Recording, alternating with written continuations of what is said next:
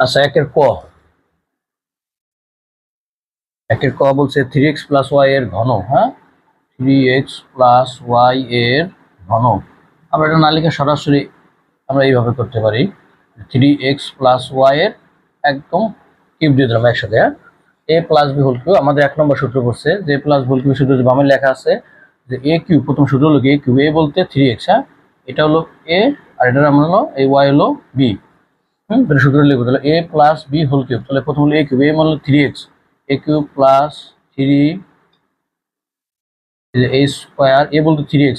একাধিক গুণাকারে থাকলেই এর জায়গা অথবা বি এর জায়গা তাহলে ব্র্যাকেট দিবা। হ্যাঁ, তাহলে a cube plus 3 a square b, b হলো কিউ আই, 3 স্কোয়ার বি প্লাস 3 এ হলো 3x, 3 এ বি স্কোয়ার। হ্যাঁ, এক অক্ষর থাকলে ব্র্যাকেট লাগবে না, স্কোয়ার দিয়ে দিলাম। হ্যাঁ, 3 a square b plus 3 A B square plus কি বি কিউব। সূত্র অনুসারে আমরা বসা দিলাম। 3 রে কিউব করলে কত হয়? 27, 27 না, এক্স এ কিউব করলে এস কিউব।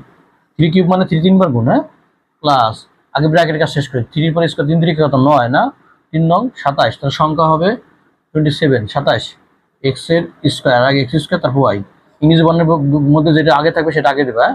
প্লাস 3 3 9, হ্যাঁ, 9x y square plus y cube. সূত্র তোমার জানা থাকলে অঙ্কগুলো খুব সহজেই করতে পারবে আর কি। আমাদের একের ক হয়ে গেল। হ্যাঁ।